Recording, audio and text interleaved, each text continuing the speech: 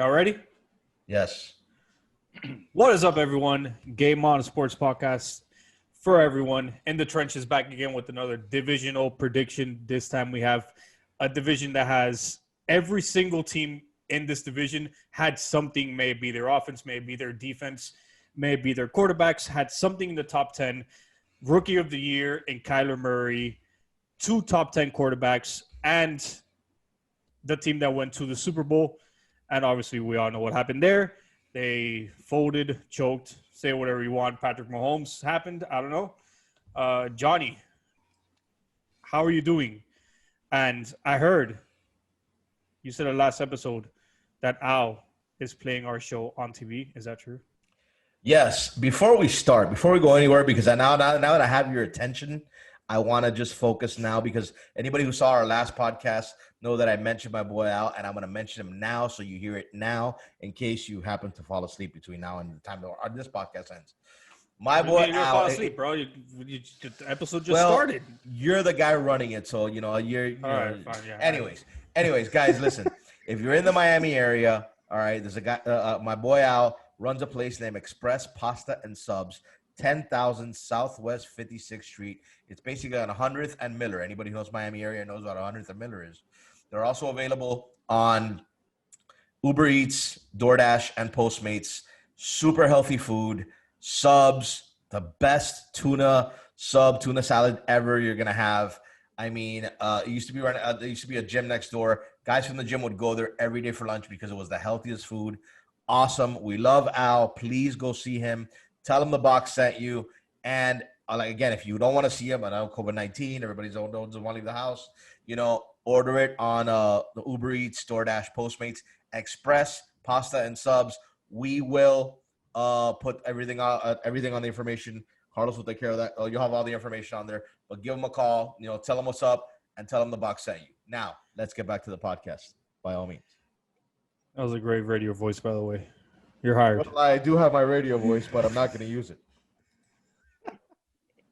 All right. So let's get back to the podcast. NFC West. We always start at the bottom, then we work our way to the top. But this division, like I said before, is full of good players, full of good storylines. Every single team in this division is going to be either A, at the top of the league, or B, a massive headache for anyone that plays them. So, Coach Kelly, let's start with the 49ers, man. What happened at the end of that Super Bowl last season? What did we not see from Garoppolo, or was it really just Patrick Mahomes' magic, or did the 49ers slip up? What do you see in that game, and what do you think leading into the season? How do you think they react? Do they bounce back, get back to the Super Bowl, or do they have a Super Bowl slump? What do you think, man? Well, first thing I got to say is I think the Kansas City Chiefs defense and my guy Sam Madison put together a game plan and made some adjustments the second half in order to seal the win, help seal the win with the Kansas City Chiefs. But other than that, I think San Francisco has a good chance of winning the conference this season. They have an unproven wide receiver core. George Kittle, as long as he's healthy, he's going to be a great target for Garoppolo. It's the youngest team in the conference. A very promising team, great future. The defensive coordinator of the San Francisco 49ers, he is a defensive genius. He comes from good coaching stock. He's had experience in Seattle. He's had experience in Jacksonville. Both teams have had great defenses throughout the 2000s.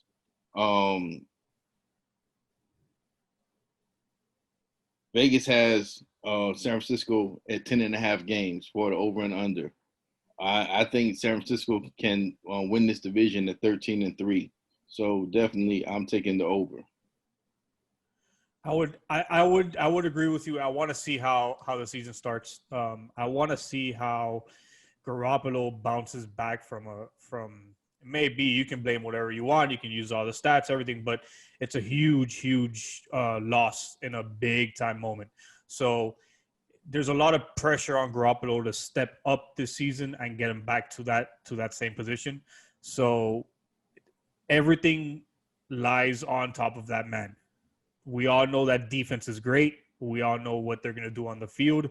They're going to be one of the top, if not the top defense of the NFL. And it's all really about Garoppolo. Their stretch goes Seattle, Green Bay, at New Orleans. They get their bye week, and then they're at the Rams, and then they get Buffalo at home. It's right in the meat of their season. It could be a tilting point for either a really good season or a downfall, and we'll see what happens. Johnny, give me your boxes. What do you think of this team? Who makes your box? Who doesn't make your box? Give us your opinion on what we are to expect from the 49ers this season. Well, first of all, here's to the Kansas City Chiefs. Apparently, Coach Kelly's favorite team, and I know how much he loves Andy Reid. Now, that notwithstanding, we'll talk about them later. The 49ers, the first guy that I got to say, the guy who checks my box hands down without any question.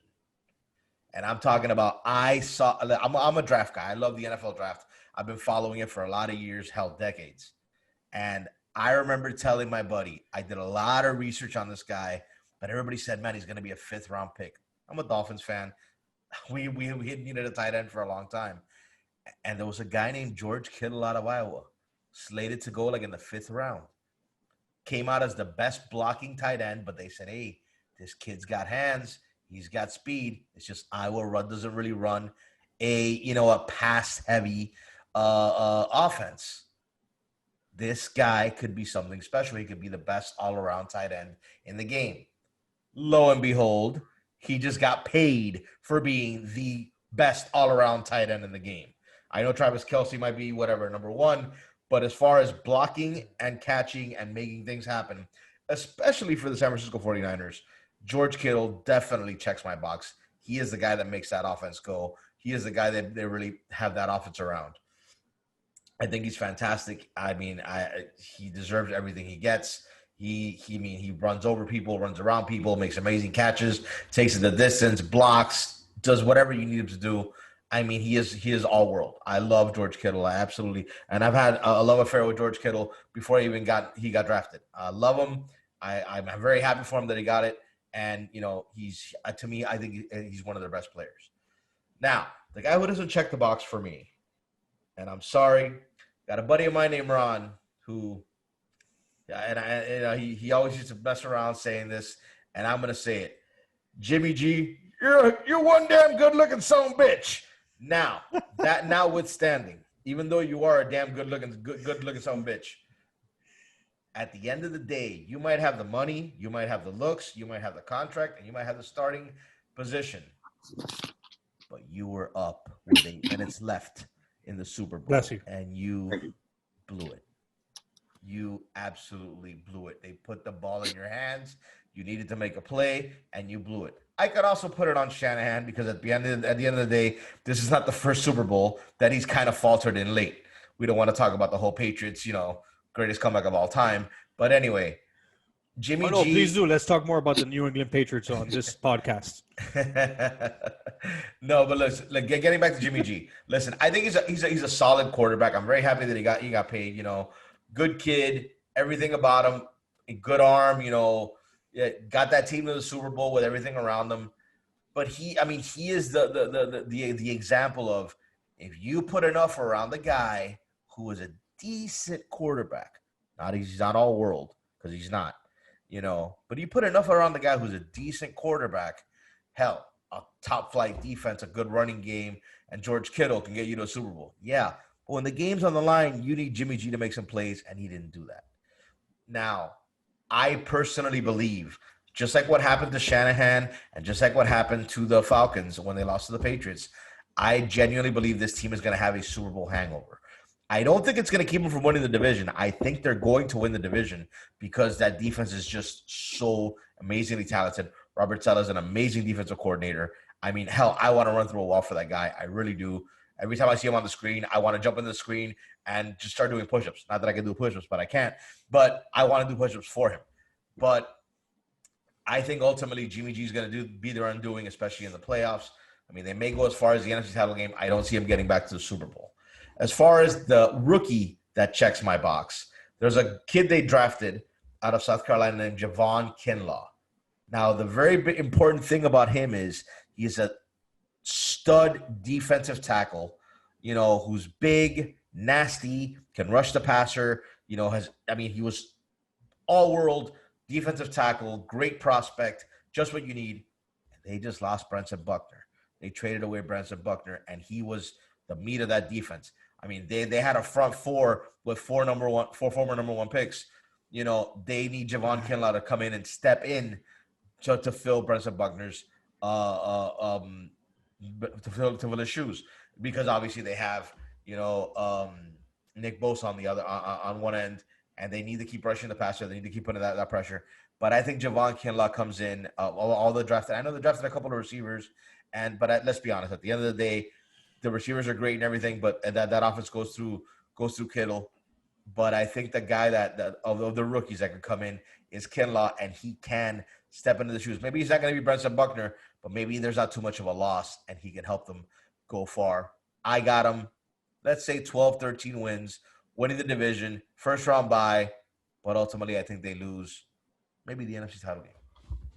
Yeah, I think I agree with everything you just said, but we're not going to just not talk more about Garoppolo because, he's not very boring, I guess. We have to talk more about him.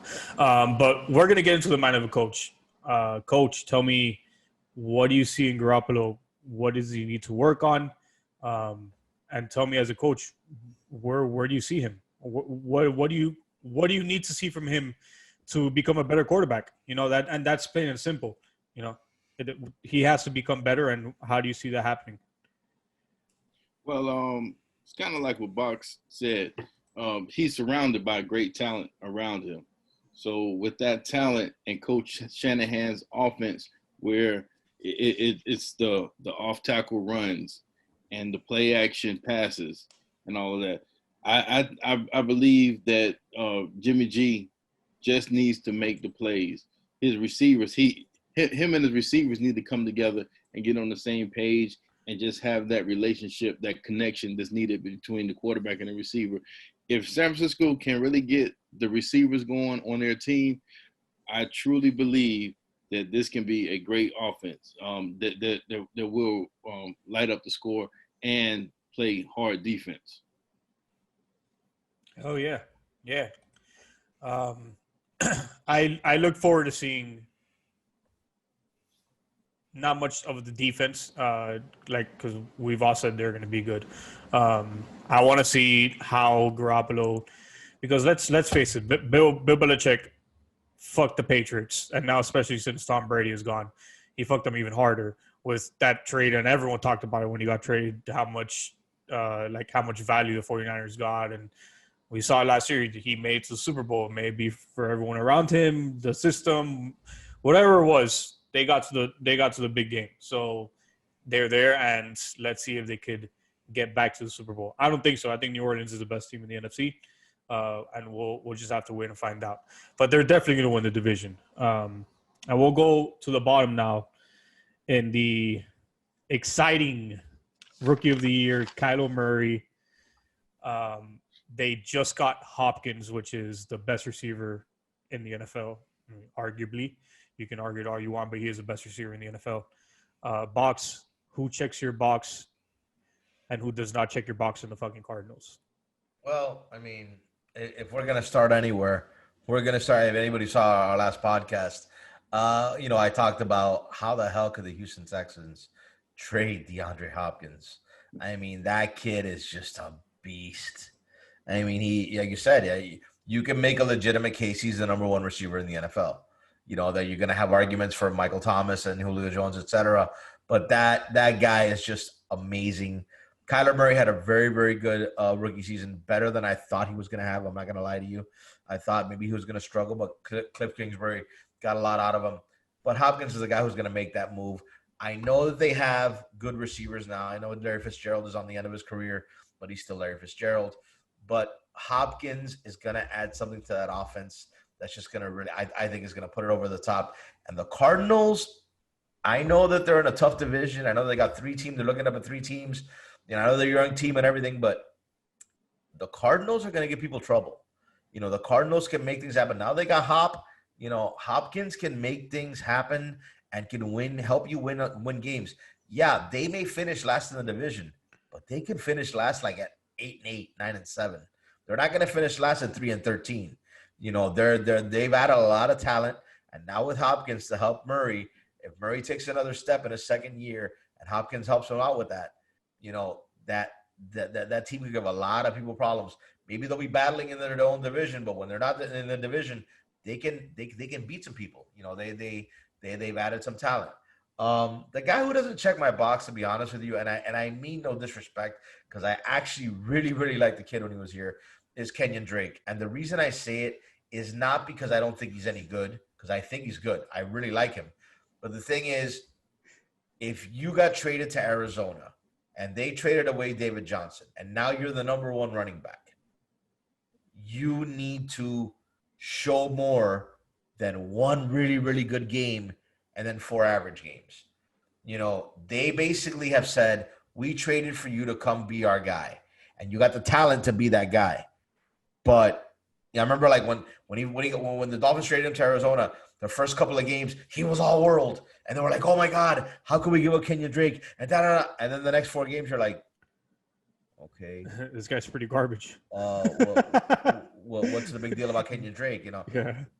He's got the speed, he's got the talent. I remember when he was here, he would take it the distance as a running back, as a kick returner. He's got speed to burn. You know, out of Alabama, great kid. You know, the reason it doesn't check my box is his consistency really hasn't been there pretty much his whole career. If he can find it, he will definitely start checking my box. Right now on that team, though, he doesn't check my box because he's very inconsistent and they needed to be more consistent. Now, the rookie that checks my box. If the Dolphins had not, I want every Dolphin fan to listen to me right now. I know you're going to call me crazy, but I'm going to tell you right now. If the Dolphins had not drafted Tua Tagovailoa, whatever the hell his last name is. Tagovailoa. Tua Tagovailoa. If they would have drafted Tua, I swear to God, I wanted Isaiah Simmons. Isaiah Simmons was a quarterback on the defense. He was everywhere. He did everything at Clemson. I absolutely adore, big heart, check the box, like that kind of box. I love Isaiah Simmons so much. I was so pissed that they didn't take Simmons. Man, I love this kid. I think he's got an amazing future. They already have him slotted as one of their inside linebackers because they run a 3-4. This kid is going to make things happen. He runs sideline to sideline. He reminds me. I mean, I hate to do NFL comparisons because then okay, whatever. But the guy he reminds me of all day is Derek Brooks. He's a new coming of Derek Brooks. Runs sideline to sideline, can pick off passes, can cover guys, can tackle, can rush the passer, he could play a quad safety. He could get up on the line. He could do everything. I love Isaiah Simmons. I cannot believe he slipped to the Cardinals. So I think he's got a hell of a future ahead of him. He is definitely the guy that checks the box for me. And again, the Cardinals got him at 8-8, maybe 9-7. But with Isaiah Simmons, Hopkins, how the hell did Houston trade Hopkins? With Hopkins, and again, Kyler Murray needs to take a step forward, not a step back. The sophomore slump is real. It does happen to a lot of quarterbacks. If he takes a step back, maybe they lose less than 8 games. Maybe they win less than 8 games. But Hopkins and Isaiah Simmons. And by the way, Kenyon Drake, I love you. Don't think I don't love you. I love you. But honestly, get more consistent. That's all. can't believe you're talking shit about Kenyon Drake right now. But that's okay.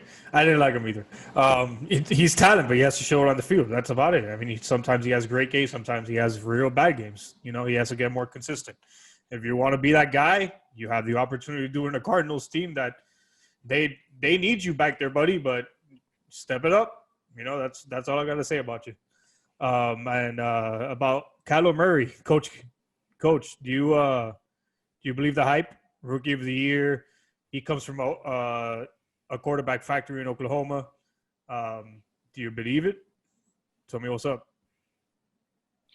I'm not too sure if I believe the hype in Kyler Murray. Kyler Murray is one of those guys who has great potential, and I kind of think it's just some influencers in the media that wants Kyler Murray to be great. Rookie year, 3,000 some change yards passing.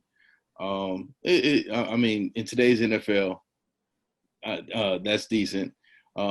He gets an addition with DeAndre Hopkins to the team. In a lot of ways, I see DeAndre Hopkins as someone who could possibly demand targets. And anytime you have a player like that on your team who demands targets, it kind of throws off your rhythm on offense. Because if Hopkins needs the ball, then the other players aren't getting looks. And when that happens, it throws everything off. They start doubling Hopkins. You got somebody on top of Hopkins. You got somebody underneath Hopkins. Somebody's going to get the turnover, and it could possibly be a pick six, momentum change, game changer, and everything. Like what Bach said, Isaiah Simmons, he is a defensive quarterback on the field. I can imagine Simmons being out there supporting the run and being used in pass coverage and pass rush situations to help the Arizona Cardinals. Arizona has a lot of holes to fill on defense, so Simmons by himself can't do it by himself. But that's one good block to going forward for the next 2-3 years. You know, to look to see if the Arizona defense can look any different. Arizona, unfortunately, is in a crowded division. Vegas has the over/under for Arizona set at 7. I don't believe they're going to make 7 games. I have them at about 6-10. So I'm sorry, Arizona fans, if you feel how you feel. You got some good coaches in Vance Joseph on defense, and your head coach Kingsby. He's a great X and O caller, but I don't see it this year. Let's just sit back and assess Murray's growth this season and go forward from there.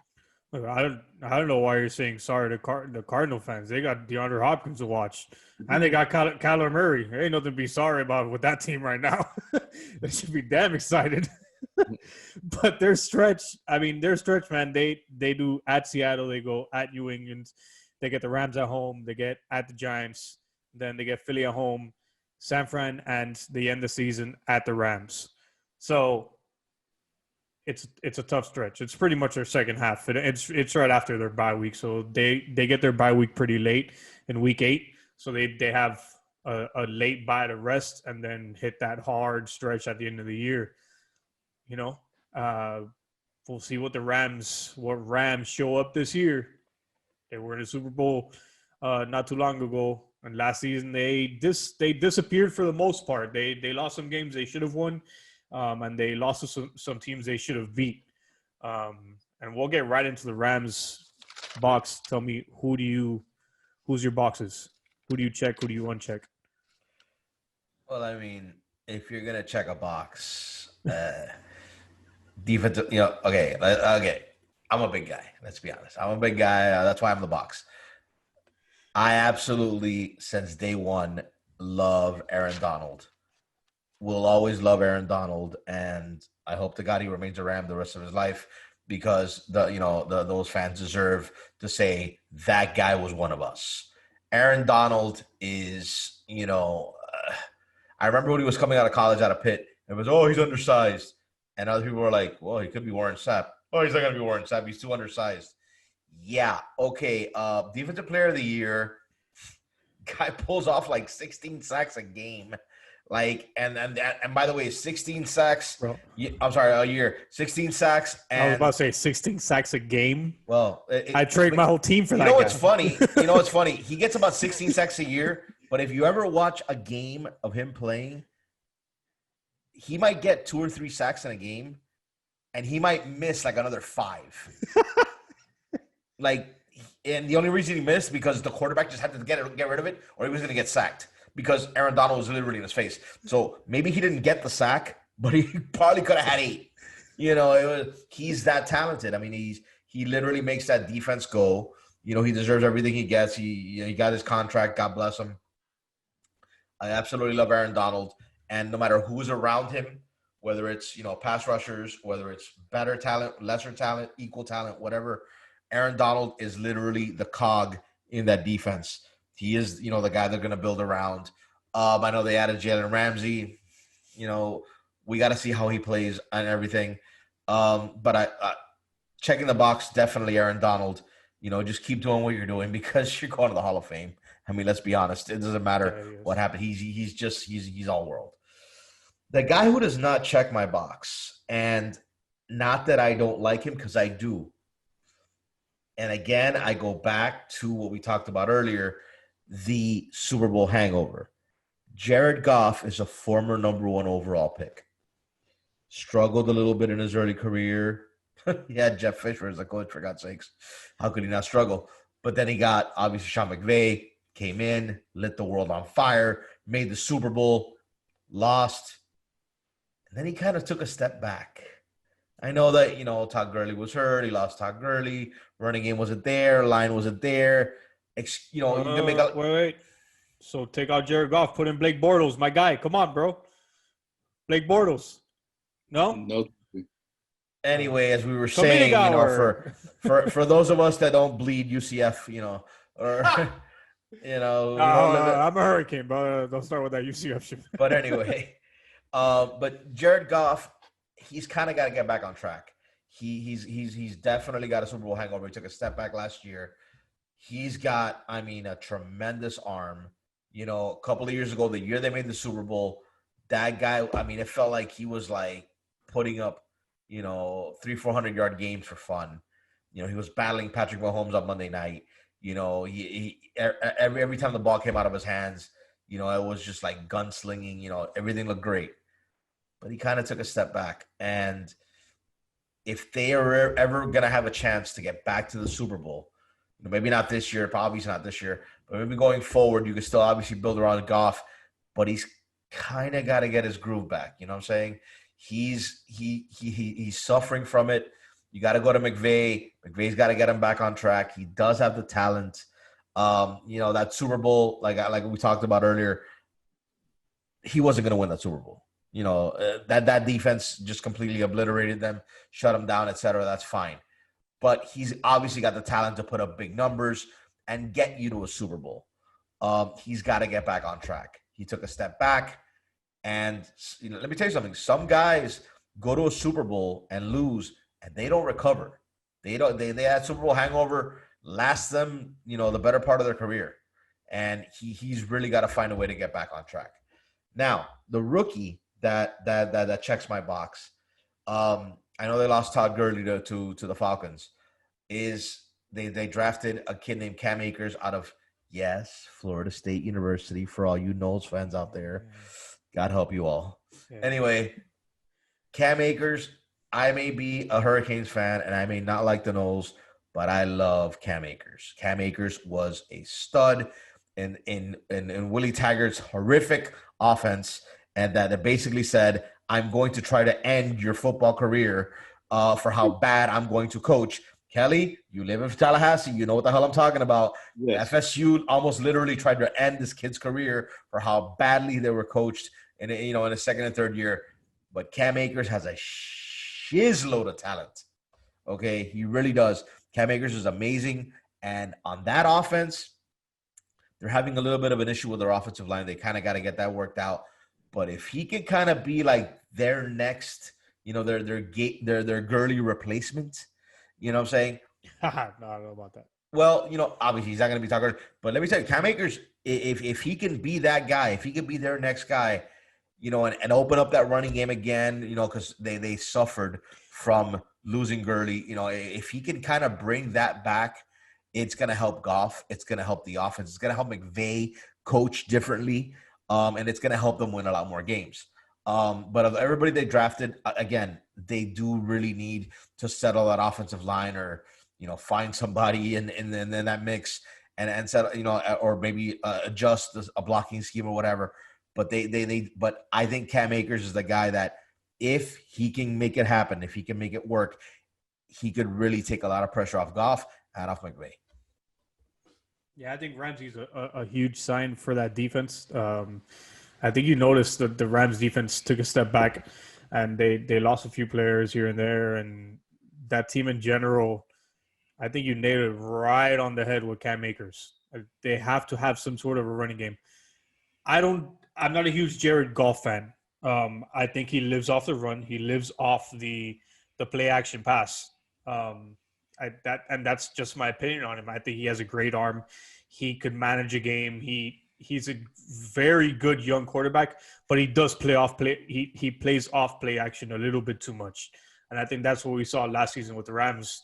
And Todd Gurley is now gone. He was hurt, and the Rams took a step back. Coach Kelly, how do the Rams fix this? Tell me, does McVay have to put a little more fire in Akers? I don't know what to say about him because he's a Seminole, but whatever. We'll move on. I can't believe I'm trying to up-talk a Seminole player here, but Akers has to show up, bro. This is a wholly unbiased podcast. That's why Dolphin fans hate me, even though I'm a Dolphin fan, because I tell the truth, damn it. They may not like it, but it's the truth. Yeah, Kelly, but I also didn't see the talent that you're seeing when he was in the Seminoles. The Seminoles were garbage. Because Willie Taggart is one of the worst coaches in the history of Florida. Okay. And anybody by the way, I know Seminole fans. I hang out with Seminole fans, and they tell me Willie Taggart is one of the worst coaches in the history of Florida. So when I say that, I'm not talking about, I'm not hating on the Seminoles. This is coming from Seminoles fans. All right. He damn near ran that team into the ground, literally. Like he could have ended careers for how bad he coached. It was horrific. Cam Akers is a stud. Cam Akers is one of the top running backs coming out of high school when he came out. He went to FSU. He was great. And Taggart, damn. Hopefully McVay gets him and gets on it. Anyway, Kelly, go ahead. Well, thank you, Box, for the lead in. But the Rams have a lot of questions to answer in 2020. And my first question is, how in the hell do you let Wade Phillips go and not renew his contract? That's the first question I ask. And I ask that because even if you didn't see Wade Phillips as being your defensive coordinator, he could have been a defensive consultant for you or something. Wade Phillips, for as long as I've watched football, all he has done is the same thing at every team that he goes to with his 34 defense. He creates a stifling defense and has great players all the time. And unfortunately, it's what the Rams experience. The Rams were loaded with great players on the D-line and the linebacking core. The linebacking core had several losses. They were ranked 26 in the run last year. I mean, they lost a lot of guys through free agency and injuries. But Wade Phillips would have just drafted some more talent and, continue to plug and play. But you have that conflict when you have a great offensive mind who wants to draft offensive players, and then you have a great defensive mind who wants to draft great defensive players. Sometimes when you're in that war room, there's a conflict of interest, and the offense wants their players, defense wants their players, and you're only allowed so many draft picks a year. So usually the head coach wins. So unfortunately, that's the way it is. And that would explain a lot for the Miami Dolphins, by the way, in the past 20 years. Oh man, Absolutely. we don't even want to talk about them. Just with that statement alone, I'm like, oh, it all makes sense now. Yeah, but the Rams have too many holes to fill. I counted maybe 2 wins for the Rams in the conference. McVay, he's a first-class play designer, but the lack of the offensive line is going to continue to get Cam Akers killed, just like he did at Florida State. Um,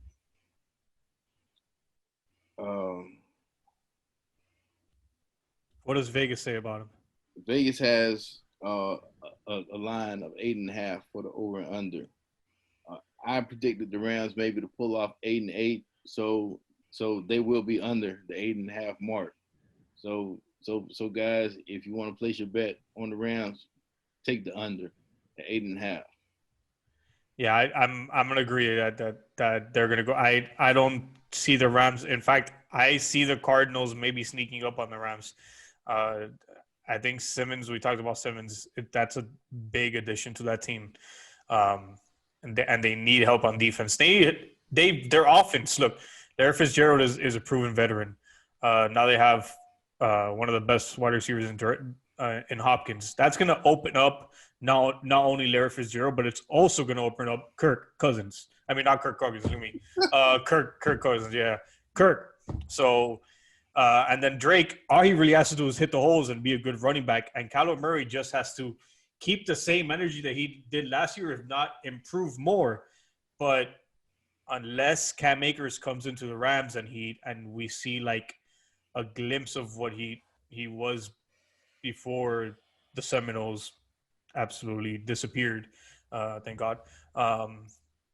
Like, I don't see the Rams going back to Super Bowl. I do not see them in the playoffs, and I might see them having a real tough time keeping the Cardinals off their ass.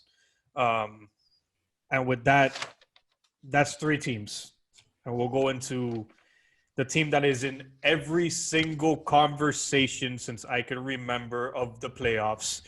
They're always in the battle, coached well, good defense, and probably the most underrated player in the NFL, and that's in Russell Wilson, quarterback. Johnny, give me something. Who checks your boxes and who does not check your box in the Seattle Seahawks? I don't know about underrated, because anybody who doesn't think that Russell Wilson is a top 2, 3, 4 quarterback in the NFL just doesn't know football. Just don't like. Just we can't talk. Let's talk politics. Let's talk religion. Let's talk something else.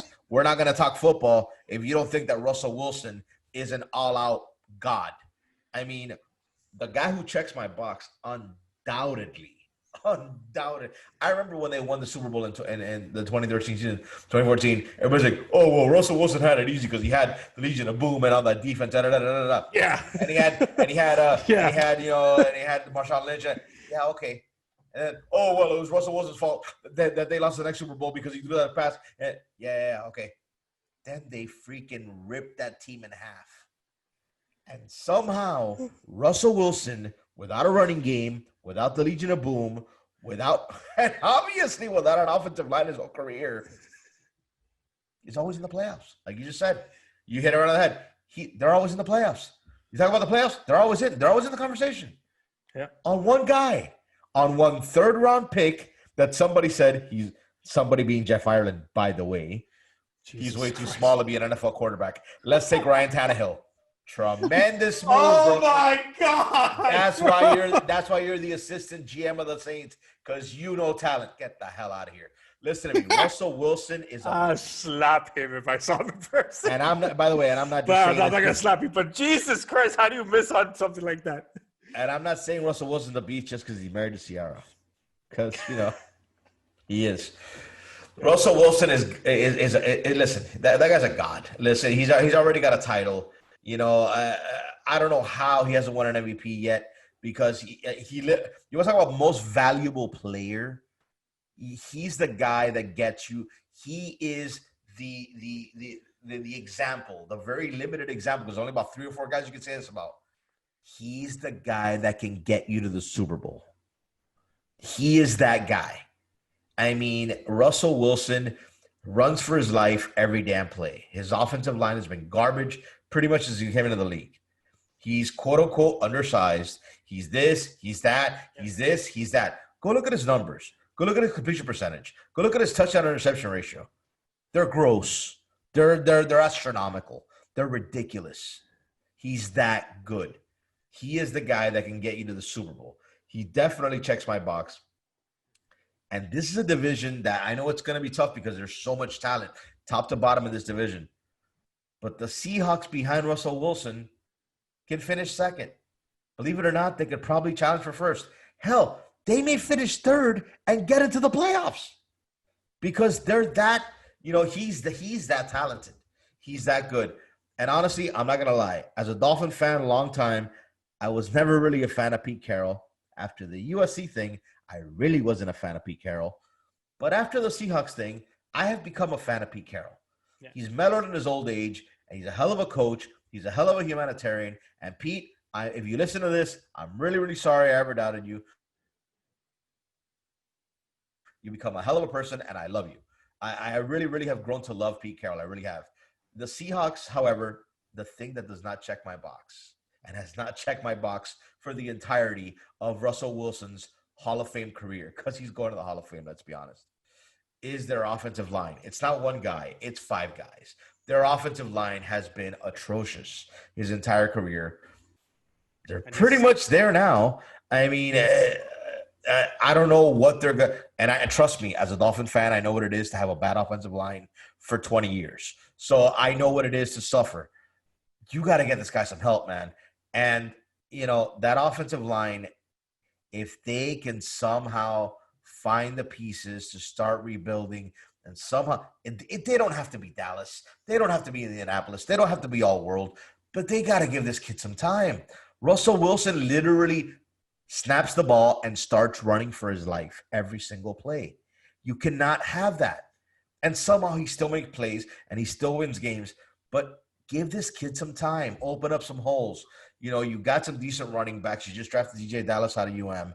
You can make things happen. Give this kid some time. Which, by the way, that leads me to my next – that segues into my next thing. The rookie that checks my box, they had a pretty decent draft because, I do like Pete Carroll the way he drafts. But the guy that intrigued me, and I did a lot of research on him, is a kid named Damian Lewis, a guard out of Kelly. We go back to the factory, the LSU factory. Yes. That's like Damian Lewis. We've talked about 8 players. Well, all these episodes. Literally, their long snapper got drafted by the Dolphins. They literally, their entire team. If we could have drafted their mascot, we would have. Like, they drafted their entire freaking team. They were just that talented. But Damian Lewis was, pulling guard, big, stout guy, good pass blocker, good run blocker, 3rd round pick. I'm not saying he's going to be the next, Quentin Nelson. But, wow. But Damian Lewis has some stuff. I like him. He's coming from a football factory in LSU. And if he could just play, as good as he played in college, if he takes that step, steps in, becomes a guard, starting guard, helps that offensive line, the mean streak, the athleticism, the fire. Get Russell Wilson some time. Give him some time. You will win more games. Please. And like I said, of all the rookies they had, that is the one guy that I think can not only can really make a difference, but really does need to make a difference for that team to go forward. Because the Seahawks with Russell Wilson can win 12 games or they can win 6. If they don't get him any help and he's running for his life, they could lose games if that offensive line doesn't hold up. So I think Damian Lewis really, really, really can help that offensive line. If he does, maybe they take that step. Maybe he helps other guys out. And maybe they win a few more games. Tough division. But, again, Russell Wilson, God. Don't think otherwise. All right. So, we've talked about how Russell Wilson is God. Yes, we are. If you don't know Russell Wilson is God by now in the NFL, go watch basketball at this point. You can't even talk about it anymore. I mean, the conversation's over. I'm going to send a shout out to a hurricane. It's a Miami show. And not only because he's a hurricane, but because I think for a style offense like this, for Russell Wilson running a back, like running around for that horrible offensive line that he has, this style offense, Dallas might be a nightmare for defenses to cover. Dallas is a natural-born playmaker. That's my opinion on him. I think he is a great pickup for the Seattle Seahawks. I don't know if he's going to start. I don't know where they're going to plug him in, but he's probably going to be one of those plug-in players. But it's going to be fun as hell to watch that guy in the NFL. And, Coach, what do you think about the Seattle? What do you think about Seattle Seahawks? Do you see them – like, where do you see it? Do you see them in the playoffs? Well, I can't say. I got scribbled all along my notes. Seattle's record. I wrote it down from the beginning. I said 13-3. I looked at the schedule. I said, no, I don't think they can pull it off. I said 12-4. I put a question mark by it. 11-5. I have a question mark by it. I'm not too sure where Seattle will end. I think the biggest question is, can Seattle's offensive line synergize and be able to block for their running backs? Seattle probably is going to take a running back by committee approach, barring no injuries. I kind of would like to see DJ Dallas get back in the backfield and kind of just run those straight line run plays with Pete Carroll designs for his running backs to run. Every year we always see one or two rookies come into the league and kind of shine. In their rookie year, the offense for Seattle looks great. I mean, they have DK Metcalf, Philip Dorsett, Lockett, Greg Olsen. So they have some Carlos Hyde. You say Carlos Hyde? Carlos Hyde. The big free agent signing was Carlos Hyde. Yeah. So I mean, they have some great names. But that offensive line just needs to do their job. If they do their job, that Seahawks offense will fly. That 12th man will go crazy. And if there's a 12th man this year. But that Seahawks offense will fly. And I do see the Seahawks somewhere at about 11-5, 12-4. Hold up. Let me interrupt you for a second. Donnie. I know you did not think we were going to go straight all through all this damn talk and not talk about Jamal Adams. Let me see in my notes. Jamal Adams trade. What does Jamal Adams do to this defense? And please tell us, give us something on this trade because it's the most talked about trade in the NFL right now. Oh, me? No, Coach. Oh. No, not you, Box. Coach. Well, you know, of course, kind of like what I said, you know, Jamal Adams what was that player with Adam Gase that was going to destroy that locker room. The Jets organization did the best that they can do to save Adam Gase's job was to trade Jamal Adams. Jamal Adams is an excellent defensive back safety. He's a type player what has been missing at that safety position in Seattle for a very long time now, since the Legion of Boom has been broken up. But he's a guy who can cover his zones back in the secondary. He can come down on the line and support the run. This guy will make tackles by himself, so he's not afraid to get dirty in the box, and he can cover and make turnovers in the secondary. So for Seattle to trade what they traded to get him, it was worth it because this one guy can change the momentum of a game. Hell yeah. Yeah, he can. And maybe we'll see a little bit of that Legion of Boom reemergence for Seattle again. Anybody happen to know where Jamal Adams went to school? No, where? Tell us, please. The factory. He's an LSU Tiger. Another one. Jesus are everywhere, man. God bless that team. Actually, man. I'm gonna look up now how many LSU players there are in the NFL. Dude, they listen. They just won the national title this year, but even before they had won, they haven't won, I think, since '07. You know, they're putting people in the pros like it's a joke. Like every year, they may not win the national title. They may not even go to the national title game. You know, they might fight for the SEC, whatever. But they're putting people in the pros every single freaking year. Like that school is loaded, man. They're freaking loaded. Back back in the day when they used to win like 7 games, like Devery Henderson and those guys used to come out of there from LSU. I mean, LSU has been doing this for a long time. Yeah. Like this is nothing new. No, absolutely. Mm-hmm. Like I said, I mean, they won in 03 under Saban. They won in 07 with pretty much Saban's guys. And then, but even though they haven't won, I went to the, I think it was the Alabama LSU title game. I think it was like 2013 around there. You know, so they're either in the national title game, winning the national title, in the SEC championship, battling for the SEC championship, and even when they have a year off, where they quote unquote they have a couple of losses, they don't make the SEC. You look and you're like, they had 15 players drafted. What? How? Like, you know, they're listen. It's the SEC, bro. The SEC is stacked. And not only that, but the guys they put in the pros, for the most part, like they're not just, oh yeah, we had 20 guys drafted and 19 of them suck. No, these guys put OBJ, Jamal Adams, Jarvis Landry. Now they put Burrow this year, Devon Gottschall for the Dolphins. They put players in the pros, and those guys, it's like Alabama. They go into the pros, and man, yeah, maybe they're not, consistent all-world Hall of Fame Pro Bowlers, but they have 10, 12, 15-year careers in the NFL because they're just that solid. They're that good. They're that well coached. And Jamal Adams is another one. Jamal Adams is a beast.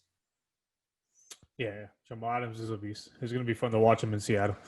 And that recaps NFC West. So I guess, how do we see it, boys? What do you see? San Francisco wins a division? I think so. I'm torn. Seattle, San Francisco. I'm leaning for San Fran. Yeah, I got San Fran, Seattle right there. Like Coach said, if San Fran wins 13 games, Seattle wins 11. Yeah, and then the Rams but let me tell you, the Rams and the Cardinals, it's a tough division, and they might beat each other up. But I think they're good enough. There's enough talent in this division to win games outside this division. So, I mean, I wouldn't be surprised if you have 3 teams win double-digit games, and then the Cardinals, win 6 or 7 or 8. But it's not like, there's a huge disparity between first and last, where the first place team is 13 games and the last place team is 1 or 2 games. There's a lot of talent. These teams know what they're doing. They're one of them just went to the Super Bowl. Another one went to the Super Bowl 2 years ago.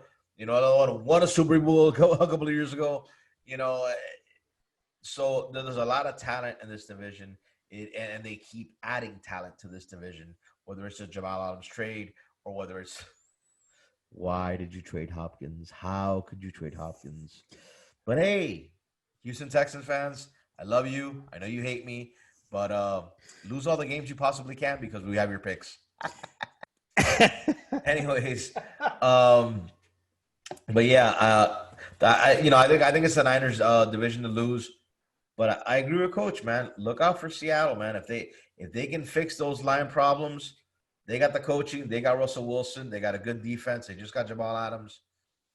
They can, they can do some things. Hell yeah, guys. And that is In the Trenches NFC West talk. If you have not subscribed already, subscribe, like, comment your comments, because someone already commented last episode, and we're going to start roasting everyone on the Game On podcast. So make some comments. We'll answer back. And everyone, have a good night. Thank you. Good night, guys. Peace.